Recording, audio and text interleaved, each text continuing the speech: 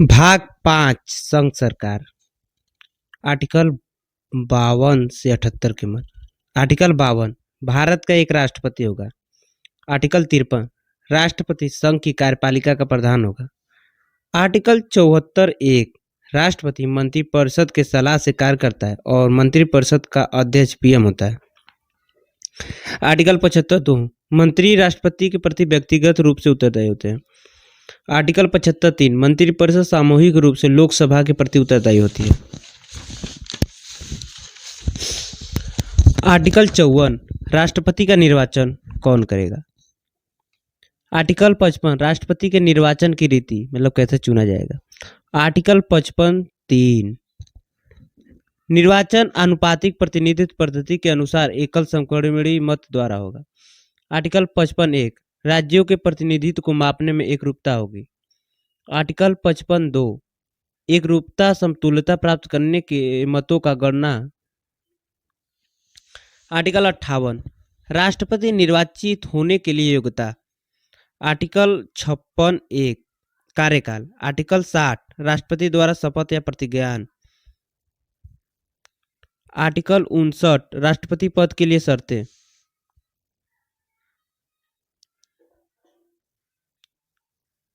Article 71 राष्ट्रपति के निर्वाचन के संबंधित में विषय। आर्टिकल 361 राष्ट्रपति को संरक्षण या विशेषाधिकार या उन्मुक्तियां। आर्टिकल 61 महाभियोग की प्रक्रिया। आर्टिकल 62 राष्ट्रपति के पद में आकस्मिक रिक्ति मतलब 6 माह के भीतर। आर्टिकल 65 आकस्मिक रिक्ति की दशा में मतलब उपराष्ट्रपति। आर्टिकल 74 राष्ट्रपति को सहायता एवं सलाह देने के लिए एक मंत्रिपरिषद होगी। आर्टिकल 73 कार्यपालिका शक्ति का विस्तार। आर्टिकल 77 सरकार भारत सरकार की कार्यवाही का संचालन निर्णय लेगा प्रधानमंत्री माना जाएगा राष्ट्रपति। आर्टिकल 77 1 समस्त कार्यवाही राष्ट्रपति के नाम से की हुई मानी जाएगी। आर्टिकल 77 2 भारत सरकार द्वारा जारी आदेश आदि को कैसे प्रमाणित किया जाएगा राष्ट्रपति नियम बनाएगा। आर्टिकल 77 3 राष्ट्रपति भारत सरकार की कार्यवाही के सरल संचालन मतलब निर्णय जल्दी के लिए निर्णय बनाएगा।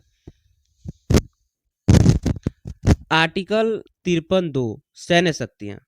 आर्टिकल 112 1 राष्ट्रपति भारत सरकार के एक वर्ष का वार्षिक वित्तीय विवरण संसद के दोनों सदनों के समक्ष रखवाएगा। आर्टिकल 266 1 संचित निधि। आर्टिकल 266 2 लोक लेखा। आर्टिकल 267 1 आकस्मिक निधि। विधायी शक्तियां। आर्टिकल 79 राष्ट्रपति संसद का अंग है। आर्टिकल 80 राष्ट्रपति राज्यसभा में 12 सदस्यों को मनोनीत करता है। आर्टिकल 85 राष्ट्रपति संसद के सत्र आहूत करता है, संसद के सत्र आसान करता है तथा लोकसभा भंग कर सकता है।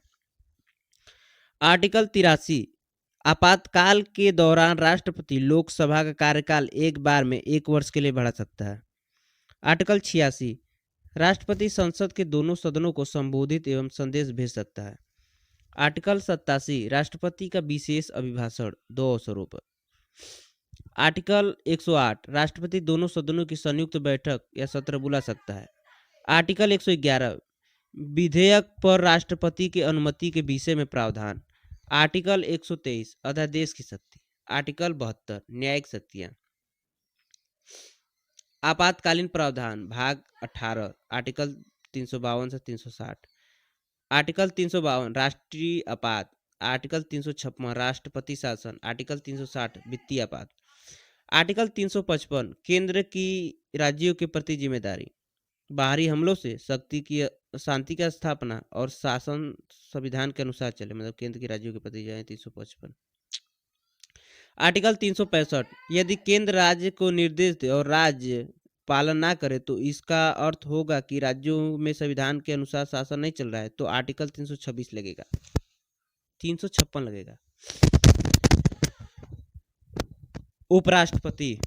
आर्टिकल 63 भारत का एक उपराष्ट्रपति होगा। आर्टिकल 66 निर्वाचन उपराष्ट्रपति का प्लस योग्यता। आर्टिकल 67 कार्यकाल प्लस पद से हटाना। आर्टिकल 69 शपथ राष्ट्रपति के समक्ष। आर्टिकल 65 राष्ट्रपति पद के आकस्मिक रिक्ति होने पर राष्ट्रपति के पद के रूप में कार्य करेगा। आर्टिकल 64 उपराज्यपाल राज्यसभा का उपराष्ट्रपति राज्यसभा का पदेन सभापति होगा। आर्टिकल 74 मंत्रिपरिषद। आर्टिकल 75(2) मंत्री राष्ट्रपति के प्रसाद पर्यंत पद धारण करेंगे। आर्टिकल 76 महान्यायवादी। आर्टिकल 78 प्रधानमंत्री के राष्ट्रपति के प्रति कर्तव्य। राष्ट्रपति को सूचना देने में, राष्ट्रपति जो सूचना मांगे वह देने में, राष्ट्रपति के कहने पर किसी मंत्री के निर्णय को मंत्रिपरिषद में विचार के लिए रखवाने। संसद। आर्टिकल 79 संसद के अंग राष्ट्रपति, राज्यसभा, लोकसभा। आर्टिकल 80 राज्यसभा के गठन व संरचना का प्रावधान।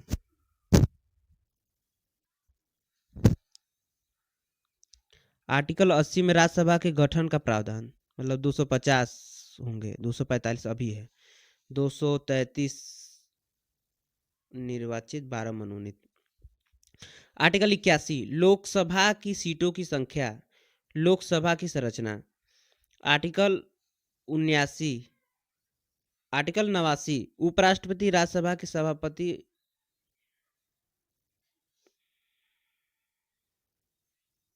उपसभापति का प्रावधान है 89 में। उपराष्ट्रपति राज्यसभा के सभापति, उपसभापति का।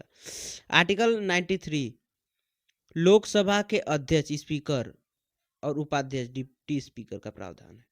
आर्टिकल 102 अयोग्यता के आधार।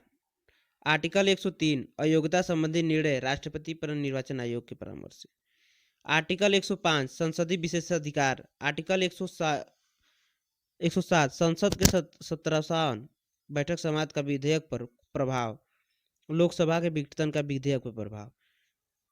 आर्टिकल 108 संसद के दोनों सदनों का संयुक्त बैठक। आर्टिकल 110 धन विधेयक की परिभाषा।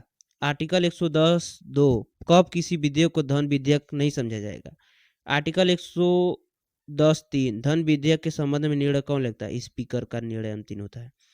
आर्टिकल 110(4) पृष्ठांकन स्पीकर लिखेगा यह एक धन विधेयक प्लस सिग्नेचर करेगा 2 अवसर पे, लोकसभा से पारित राज्यसभा में पारित होकर राज्यसभा में जाए और दोनों सदनों से पारित राष्ट्रपति की अनुमति के लिए जाए तो। आर्टिकल 109 धन विधेयक को पारित करने की प्रक्रिया।